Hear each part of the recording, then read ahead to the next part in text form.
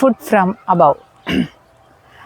விஸ்வாம்பரர் வந்து ரூமுக்கு திரும்பி வராரு. நைட்டு 8:30 மணி ஆகிடுது. அவருக்கு வந்து மனசாட்சி வந்து ஒரு மாதிரி உறுத்துது. என்னடா இது, நம்மளுடைய வீட்டுக்கு வந்த கெஸ்ட்டை வந்து நம்ம சரியாக பார்த்துக்கலையே. காலையில் வந்து ஒரு பிளேட்டில் வந்து ஒரு 5 சப்பாத்தி, கொஞ்சம் வேக வச்ச உருளைக்கிழங்கு, கொஞ்சம் பாதாம் பருப்பு, ஒரு 2 பாட்டில் பிஸ்லரி வாட்டர் வந்துட்டு வச்சுட்டு வந்தார். அந்த கேவ் வந்து மூடி இருக்கும் இல்லையா, அந்த கேவ் கார்பெட் போட்டு மூடி இருக்காங்க. அந்த கார்பெட்டுக்கு பக்கத்தில் வந்து வச்சுட்டு இவர் பாட்டுக்கு வந்துட்டார். அது இவர் கேள்விப்பட்டிருக்காரு, இந்த மாதிரி துறவிகள்லாம் வந்துட்டு ஒரு வேளை தான் சாப்பிடுவாங்க அப்படின்ட்டு. இவர் ரிட்டன் வீட்டுக்கு 8:30 மணிக்கு போகிறாரு. போயிட்டு அந்த ஜன்னலை இருந்து பார்த்தா அவருக்கு ஒரே ஆச்சரியம், ஒரே ஷாக். என்னன்னு பார்த்தா அவர் வச்சுட்டு போனதெல்லாம் அப்படியே இருக்குது, அதை தொடவே இல்லை. பக்கத்தில் வந்து ஒரு பீஸ் ஆஃப் பேப்பரில் வந்து எழுதி வச்சுருக்காங்க, ரொம்ப தேங்க்ஸ், ஆனால் எனக்கு இதெல்லாம் தேவைப்படலை. எனக்கு வந்து உணவு வந்து மேலே இருந்து வேணும், அதை தவிர எனக்கு வேறு எதுவும் தேவையில்லை. நான் வந்து நீ நாளைக்கு வந்து கோவிந்து குண்டை விட்டுட்டு வருவேல்லையா, வீட்டுக்கு ரூமுக்கு வருவேல்ல, அப்போ நான் உன்னை பார்க்குறேன் அப்படின்னு சொல்லிட்டு அந்த பேப்பரில் எழுதி இருந்துச்சு. அப்போ தான் இவர் நினச்சி பார்க்குறாரு, நேற்று நம்மளுடைய குரு சொன்னாரே, அவரை பற்றி உனக்கு இப்போ நம்ம குரு சொன்னார் இல்லையா, அவர் என்ன மாதிரி என்ன வேணாலும் செய்ய முடியும், அது வந்து உனக்கு தெரியாது அப்படின்னு சொன்னார் இல்லையா, அதுதான் போல இருக்குது அப்படின்னு நினச்சிட்டு இருந்துட்டார். இப்போ வந்து அவர் வந்து அன்றைக்கி நைட்டு வந்து அவரால் வந்து தூங்கவே முடியல. ஆனால் தூக்கமே இல்லை. ஆனாலும் வந்து ரொம்ப சந்தோஷமாக இருந்தது. ஏன்னா வந்துட்டு அவர் வந்து அவருக்கு வந்து சனாதன பாபா வந்து பாடிட்டே இருக்கிறது வந்து கேட்டுக்கிட்டே இருக்குது. அழகாக அவர் ரொம்ப ரொம்ப சாஃப்டாக பாடின்னு இருக்காரு. அவரோட வாய்ஸ் வந்து ரொம்ப ரஃப்பாக தான் இருக்குது, ஆனாலும் வந்து ஸ்வீட்டாக இருக்குது. சில டைம் அப்படியே ஸ்டாப் பண்ணிடுறாரு, மறுபடியும் பாட ஆரம்பிக்கிறாரு. அன்மெலோடிக்காக இருக்குது, மெலோடியாலாம் இல்லை, ஆனாலும் வந்துட்டு ஒரு மாதிரி அப்படியே மயக்க வைக்கிற அளவுக்கு இருக்குது அந்த அவர் பாடுற பாட்டு. அவர் வந்து அப்படியே அவர் சுற்றி இருக்கிறதெல்லாம் மறந்துட்டு அவர் பாடுற மாதிரி இருக்குது அவர் பாடுறது. அப்புறம் 3 மணி ஆயிடுச்சு. விஸ்வாம்பரர் வந்து ஃபைனலி வந்துட்டு அவ்வளோதான், போதும், அப்படியே தூக்கம் வருது அப்படின்ட்டு அவர் வந்து அவருடைய பெட்ஷீட்டை எடுத்துக்கிட்டு பக்கத்து ரூமுக்கு வந்துட்டு டோரை க்ளோஸ் பண்ணிவிட்டு தூங்குறாரு. தூக்கத்துலேயும் வந்து சனாதன பாபா வந்து கீர்த்தன் பாடுற சவுண்டு, கீர்த்தன் பாடுற மாதிரியே அவருக்கு வந்து கேட்டுகிட்டே இருக்குது, அந்த வாய்ஸ் கேட்டுக்கிட்டே இருக்குது. அப்புறம் நெக்ஸ்ட் டே அவ்வளோதான், சன்ரைஸ் ஆகிடுச்சு. அவர் எழுந்திரிச்சு பாத்ரூம் போகிறதுக்காக எழுந்துக்கிறாரு. அப்போ பெட்ரூம் வழியாக பார்த்தா வந்துட்டு அப்படியே வந்து அவர் வந்து அழற சத்தம் கேட்குது. ரொம்ப நமக்கு பிடிச்ச ஒருத்தவங்களை வந்து நம்ம இழந்துட்டோன்னா எப்படி அழுவோமோ அந்த மாதிரி அழற சத்தம் வந்து அவர் அந்த கேவுக்குள்ளேருந்து கேட்குது. அவர் இப்போ நின்று பார்க்குறாரு. சரி, இதெல்லாம் நம்ம பிரச்சனை கிடையாது, நம்ம வேலையை நம்ம பார்க்கலாம், நம்ம பிஸ்னஸை நம்ம பார்க்கலாம் அப்படின்ட்டு அவர் பாட்டுக்கு வந்துட்டார். அப்புறம் அவர் வந்து அவருடைய சைக்கிள் எடுத்துக்கிட்டு 12 கிலோமீட்டர் கோவிந்து குண்டுலேருந்து ராதா குண்டுக்கு சைக்கிள்லேயே போகிறாரு. 12 கிலோமீட்டர் ஒரு அமைதியான இடம் எடுத்துக்கிட்டு, அதாவது ராதா குண்டுக்கு கரையிலேயே எடுத்து அங்கே உட்காந்து சான் பண்ணலான்னு ஜப்பா மாலை எடுத்து சான் பண்ணுறதுக்கு ஸ்டார்ட் பண்ணுறாரு. அவர் வந்து எக்ஸ்பெக்ட் பண்ணுறாரு, இந்த மாதிரி வந்துட்டு நம்ம இப்போது மனசோட போராட வேண்டியதாக இருக்க போகுது. ஏன்னா எப்போவுமே இந்த மாதிரி தான் இருக்கும், நிறைய டிஸ்ட்ராக்ஷன்ஸ் இருக்கும். நிறைய யாத்திரிகள்லாம் வந்து ராதா குண்டில் வந்து குளிச்சுட்டே இருப்பாங்க. அப்புறம் வந்து இந்த பாண்டாஸ்லாம் இருக்காங்களே, அவங்கெல்லாம் வந்துட்டு அவர்கிட்ட வந்துட்டு பூ வாங்கிக்கோங்க, விளக்கு வாங்கிக்கோங்க, ராதா குண்டுக்கு விளக்கு காட்டுங்க அப்படின்ட்டு அவங்க வந்து கேட்டுக்கிட்டே இருப்பாங்க. ஸோ அவங்களும் டிஸ்டர்ப் பண்ணுவாங்க. அதுக்கப்புறம் வெயிலும் இருக்கும், இதெல்லாம் டிஸ்ட்ராக்ட் ஆகிட்டே இருக்கும். நம்ம இன்றைக்கி மைண்டோட நம்ம வந்து போராட வேணும் அப்படின்ட்டு நினச்சிட்டே இருக்காரு. ஆனால் வந்து அவர் எதிர்பார்க்காத விதமாக என்ன ஆச்சுன்னா வந்துட்டு ரொம்ப ஈஸியாக சான் பண்ணிட்டார் அன்றைக்கி. அதுவும் ஃபுல் கான்சன்ட்ரேஷனோட. ஒரே ஒரு முறை தான் அவருக்கு வந்து டிஸ்ட்ராக்ட் ஆச்சு. அதுவும் வந்துட்டு ஒரு பிரஜவாசி பையன் வந்து ராதா குண்டில் அப்படி ஜம்ப் பண்ணும்போது அந்த தண்ணி வந்து இவர் மேலே தெளித்து, அவருக்கு விருப்பமே இல்லைனாலும் அவர் அப்படியே குளிச்சுட்டாரு. ஆனாலும் அவர் வந்து ரொம்ப சந்தோஷப்படுறாரு. ஏதோ வந்து அவருக்கு ஏதோ பரிசு கிடைச்சா மாதிரி அவர் வந்து நினைக்கிறாரு அதை. அதுக்கப்புறம் வந்து என்ன டிஃப்ரென்ஸு, எப்படி இன்றைக்கி வந்து நம்ம இவ்வளோ கான்சன்ட்ரேஷனோட பண்ணோம். ஒருவேளை வந்துட்டு நம்ம அந்த பக்தர் இருக்கார் இல்லையா, நம்மளுடைய தனி சிறப்பு வாய்ந்த அந்த சனாதன் பாபா, அவருடைய அசோசியேஷனால், அவரோட சங்கத்தால் நமக்கு வந்து இந்த மாதிரி இவ்வளோ நல்லா பண்ணோமா அப்படின்ட்டு யோசிக்கிறாரு. ஏன்னா வந்து ஒரு பக்தன்கிட்ட இருந்து தான் வந்து நமக்கு பக்தி வரும் அப்படின்னு சொல்லியிருக்கார் இல்லையா, அதனாலயா.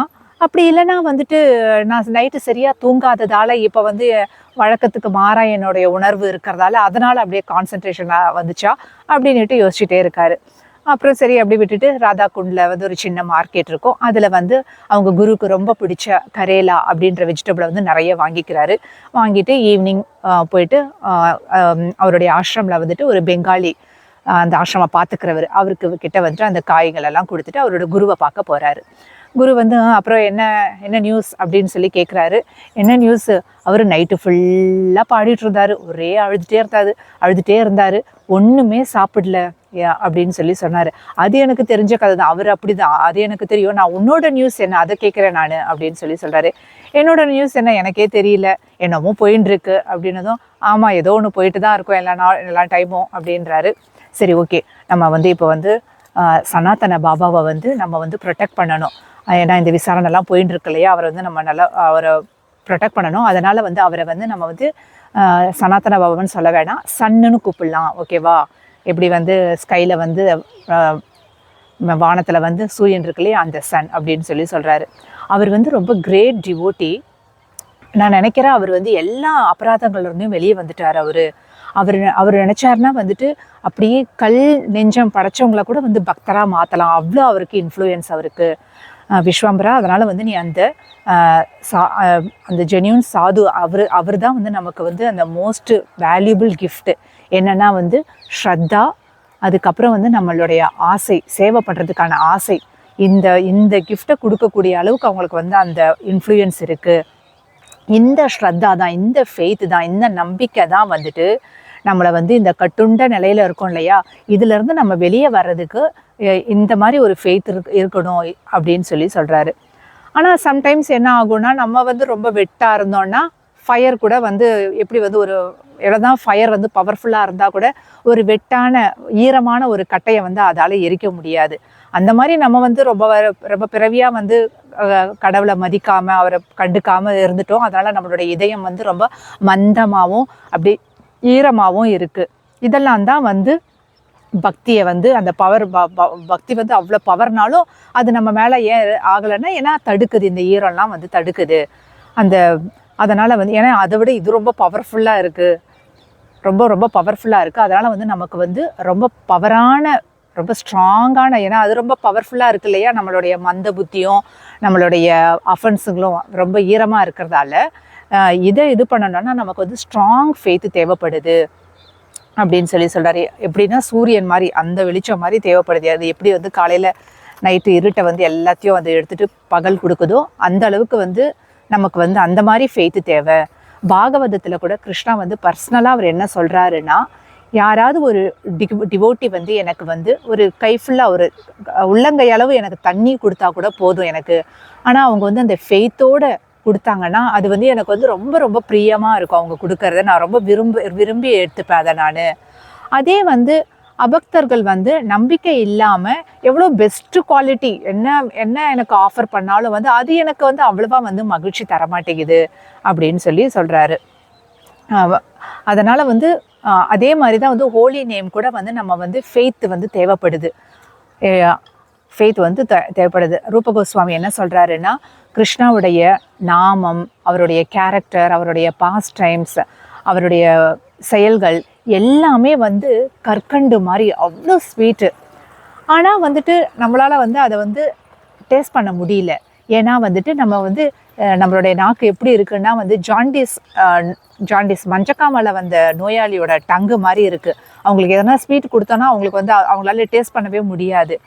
ஆனால் வந்துட்டு என்ன ஒரு அதிசயம்னா, டெய்லி இந்த சாண்டிங்கை பண்ணிகிட்டே இருக்கிறதால, டெய்லி சாண்டிங்கை கேர்ஃபுல் சாண்டிங் பண்ணுறதால அந்த நேம் வந்து நம்ம வந்து கூடிய சீக்கிரத்தில் வந்துட்டு இந்த மஞ்சக்காமலை நோயிலிருந்து ரூட்டோட வெளியே வந்து நம்ம வந்து கிருஷ்ணருடைய நாமத்தை வந்து டேஸ்ட் பண்ண முடியும் அப்படின்னு சொல்லிட்டு ரூப கோஸ்வாமி வந்து சொல்கிறாரு அப்படின்னு சொல்லி சொல்கிறாரு. ஆனால் நல்லா நோட் பண்ணிக்கோ, ரூப கோஸ்வாமி என்ன சொல்கிறாரு, ஆதராத் அப்படின்றாரு. அந்த சாண்டிங் சாதாரண சாண்டிங்னு சொல்லலை அவர், ஆதராத் சாண்டிங் அப்படின்றாரு. ஆதராத்னா கேர்ஃபுல் சாண்டிங், ரொம்ப கேர்ஃபுல்லாக இருக்கணும். அப்படின்னா என்னன்னா, சாண்ட் பண்ணும்போது வித் கிரேட் ஃபெய்த், நம்பிக்கையோடவும் ரெஸ்பெக்ட் மரியாதையோடையும் பண்ணணும், ரொம்ப கேர்ஃபுல்லாக பண்ணணும் அந்த சாண்டிங். அப்போ தான் வந்து நமக்கு வந்து அந்த நோயிலேருந்து நம்ம படிப்படியாக கிராஜுவலாக ரூட்டோடு அழிச்சிட்டு அது நமக்கு அந்த ஸ்வீட்னஸை வந்து நம்மளால் வந்து டேஸ்ட் பண்ண முடியும். கிருஷ்ணாவோட பாஸ்ட் டைம்ஸ், அந்த ஆக்டிவிட்டீஸ் அதெல்லாம் வந்து அப்போ தான் நம்மளால் வந்து டேஸ்ட் பண்ண முடியும். அதனால் வந்து கேர்ஃபுல் சாண்டிங், ஆதராத் அப்படின்ற வேர்டை வந்து ஞாபகம் வச்சுக்கோ அப்படின்றாரு. ஸோ இந்த நம்ம சன் இருக்கார் இல்லையா, நம்ம யாரை சொல்கிறேன்னு தெரியுதா, சன், ஓகேவா, அவர் வந்து அவர்கிட்ட இந்த மாதிரி ஒரு ஃபெய்த் இருக்குது. அப்படி இல்லைன்னா எப்படி வந்து அவர் வந்து கவர்மெண்ட் ஜாபை எவ்வளோ பணம் கொடுக்குறாங்க அவருக்கு, அதை விட்டுட்டு அவர் வந்து இங்கே வந்திருப்பாரு, அந்த பெரிய பொசிஷனை வந்து அவர் எப்படி விட்டுட்டு இருப்பாரு. அதனால் வந்து நான் ஒத்துக்கிறேன், நான் எத்தனையோ வருஷமாக வந்து நான் இங்கே இந்த ஆன்மீக வாழ்க்கையில் இருக்கேன், இருந்தாலும் வந்து அந்த அளவுக்கு அவருக்கு இருக்கிற ஃபெய்த் அளவுக்கு எனக்கு கிடையாது. நான் வந்து எனக்கு வந்து நான் வாழ்கிறதுக்கு என்னென்னலாம் தேவையோ அதெல்லாம் அந்த மெட்டீரியல் திங்ஸ் எல்லாம் நான் வந்து இன்னும் வந்து அக்செப்ட் பண்ணிட்டு தான் இருக்கேன். அவரை மாதிரி வந்துட்டு நான் வந்து சாப்பாடு, தூக்கம், தண்ணி எதுவுமே இல்லாமலாம் அந்த அளவுக்கு வந்து நான் வந்து இன்னும் வந்து சாண்டிங் அந்த அளவுக்கு அவர் பண்ணுற மாதிரி சாண்டிங் நான் பண்ணலை. அவர் வந்து கிருஷ்ணாவோட அப்படியே வந்து காண்டாக்டில், ஃபுல் காண்டாக்டில் இருக்கார். அதனால தான் வந்துட்டு அவர் வந்து எக்ஸாஸ்டே ஆக மாட்டார். அவருக்கு ஒரு அவர் வந்து அதான் டயர்டு, அவங்களுக்கு சாப்பாடு, பசி, தூக்கம் இதெல்லாம் தேவையே படலை அவங்க. ஏன்னா வந்து அவங்க அந்த பவர் ஹவுஸோட இவர் வந்து லைட்டுனா அந்த லைட் வந்து அந்த பவர் ஹவுஸோட வந்து கனெக்ட் ஆகிருக்கு, கிருஷ்ணாவோட அப்படியே டோட்டலாக கனெக்ட் ஆகிருக்காங்க, ஃபுல்லாக கனெக்ட் ஆகிருக்காங்க. அதனால் நான் அந்த மாதிரி கிடையாது. நான் என்ன பண்ண முடியும் அப்படின்னா, உன்னை வந்து அவரோட வந்து கனெக்ட் பண்ணி வைக்க முடியும், அதுதான் நான் பண்ண முடியும். நீ வந்து அவருக்கு வந்து சேவை பண்ணு, உன்னை சேவை பண்ண வைக்க முடியும் என்னால், அவ்வளோதான். நீ வந்து அவர் பண்ணுறதெல்லாம் உனக்கு வந்து ஒரு மாதிரி இருந்தாலும், உன்னால் கன்வின்ஸ் நீ ஆகலைனாலும், ஆனாலும் வந்து அவருடைய இதையை வந்து நீ வந்து ஏற்றுக்கோ, அவருடைய பிளெஸ்ஸிங்ஸ் எல்லாம் நீ வந்து அவருடைய அசோசியேஷனை நீ வச்சுக்கோ அப்படின்னு சொல்கிறாரு. அப்புறம் வந்துட்டு விஸ்வாம்பரர் வந்து ஓகே அப்படின்னு சொல்லிட்டு விஸ்வாம்பரர் வந்து அவரோட சைக்கிள் எடுத்துக்கிட்டு வீட்டுக்கு போயிட்டுருக்காரு. அந்த ஈவினிங் ஆயிடுச்சு. அப்படியே போகும்போது அவருக்கு மனசு ஒரு மாதிரி இருக்குது, ஒரு மாதிரி கஷ்டமாகவும் இருக்குது, ஒரு மாதிரி பதற்றமாகவும் இருக்குது. அப்புறம் வந்து அவங்க குருக்கு வந்து எவ்வளோ ஹம்பிளாக இருக்கார், எவ்வளோ பணிவாக இருக்கார் பாரு. அவர் வந்து சனாதன பாபாவை வந்து ரொம்ப புகழ்ந்து சொல்கிறாரு, தன்னை வந்து ரொம்ப தாழ்த்திக்கிறாரு அப்படின்ட்டு நினைக்கிறாரு. அவருக்கு வந்து அப்படியே ஒரு மாதிரி மனசெல்லாம் ரொம்ப இறுக்கமாக இருக்குது. நம்ம அந்த சனாதன பாபாவோட போய் இன்றைக்கி பேச போகிறோமே அப்படின்னு நினச்சி அப்படியே ரொம்ப டென்ஸ்டாக ரொம்ப பதற்றமாக இருக்கார்.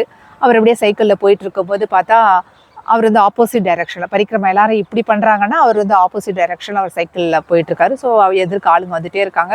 அப்படியே வந்துகிட்டே இருக்கார். அவருடைய சின்ன அந்த வீடு வாசலில் வந்ததும் அப்படியே கடகடன்னு அவருக்கு தோணுது, போய் அவர்கிட்ட நம்ம வந்து போய் பேச போகிறோம் அப்படின்ட்டு இன்னும் அப்படின்னு நினச்சிக்கிட்டே வராரு. தட்டுறாரு.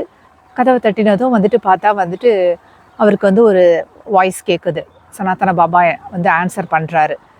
என்ன பண்ணுறாருன்னா, அவருக்கு இன்னும் விஸ்வாம்பரருக்கு இன்னும் பதற்றம் அதிகமாகிடுச்சு. என்ன அவர் சொல்கிறாருன்னா, ஜெர்மன், பர்ஃபெக்டான ஜெர்மன் பாஷையில் வில்கோமன் ஹியரின் அப்படின்னு சொல்கிறாரு. வில்கோமன் ஹியரின், ஜெர்மன் பாஷையில் ஒரு வேளை வெல்கம், இங்கே வருகைக்கு வெல்கம் அப்படின்னு சொல்கிறாரா என்னன்னு தெரியல.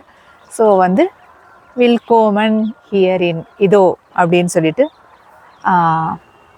அவர் வந்து அந்த வாய்ஸ் வந்து கேட்குது, சனாதன பாபாவுடைய வாய்ஸ். ஹரி போல்.